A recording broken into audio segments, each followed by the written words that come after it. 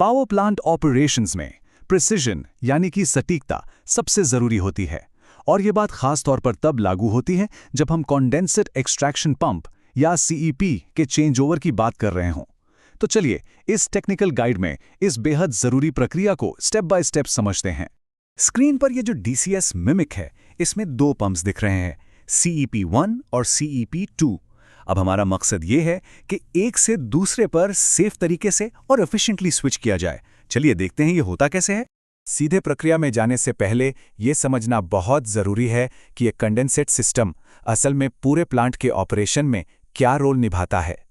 देखिए, सीएपीस का मेन काम है कंडेंसर हॉट वेल से पानी को निकालकर डीएरेटर तक पहुंचाना।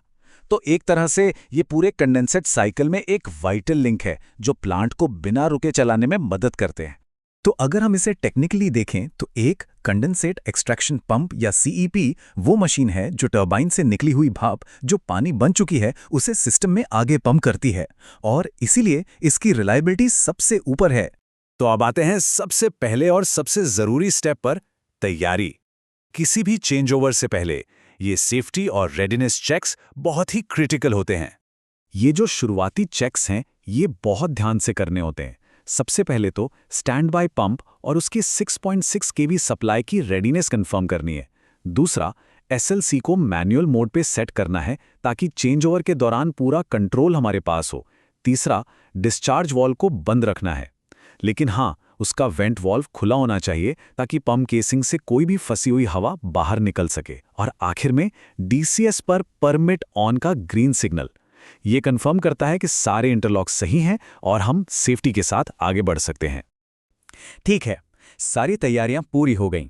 अब हम असल चेंज ओवर प्रक्रिया शुरू करने के लिए तैयार हैं। तो इसका तरीका यह है, सबसे पहले नए सीईपी को ऑन करें। फिर सिस्टम में एकदम से प्रेशर का झटका न लगे, इसके लिए पहले डिस्चार्ज वाल्व का छोटा बाईपास वाल्व खोलें। इसके बाद प्रेशर पर लगातार नजर रखते हुए मेन डिस्चार्ज वाल्व को आहिस्ता आहिस्ता खोलना है। जब डिस्चार्ज वाल्व खोला जा रहा हो तो इंडिविजुअल डिस्चार्ज प्रेशर पर नजर रखना बहुत जरूरी है। हमारा टारगेट है लगभग 20 kg पर सेंटीमीटर स्क्वायर। ये प्रेशर ये पक्का करता है कि पंप सिस्टम के हेडर प्रेशर को ओवरकम कर रहा है और किसी भी तरह के रिवर्स फ्लो का कोई खतरा नहीं है। अच्छा, पंप तो चालू हो गया, लेकिन काम अभी खत्म नहीं हुआ है। हमें लगातार मॉनिटरिंग करनी है। कॉमन डिस्चार्ज हेडर प्रेशर पर नजर रखें। अगर ये बढ़ता है तो CD25 यानी रीसर्कुलेशन वाल्व से उसे कंट्रोल करें। साथ ही पंप के वाइंडिंग टेम्परेचर और लोकल वाइब्रेशन जैसे पैरामीटर्स भी चेक करते रहें ताकि सब कुछ नॉर्मल रहे। जब ये पूरी तरह से कंफर्म हो जाए कि नया पंप एकदम स्टेबल होकर चल रहा है और सारे पैरामीटर्स नॉर्मल हैं, सिर्फ और सिर्फ तभी जो पंप पहले से चल रहा था उसे बंद करना है। अब हम आते हैं आखिरी फेज पर, नॉर्मलाइजेशन, मतलब सिस्टम को उसकी फाइनल ऑपरेटिंग कंडीशन में कॉन्फ़िगर करना। यहाँ पे दो ऑप्शन हो सकते हैं। केस 1, अगर बंद किए गए पंप को ऑटो स्टैंड बाय पर रखना है तो सीईपी सिलेक्शन को नए चल रहे पंप पर सेट कर दें और एसएलसी को वापस ऑन कर दें। और केस 2, अगर पंप को मेंटेनेंस के लिए पूरी तरह से आइसोलेट करना है तो उसका डिस्चार्ज वाल्व बंद करें और उसे 6.6 केवी पावर सप्लाई से भी अलग कर दें। और इसी के साथ ये प्रक्रिया पूरी होती है।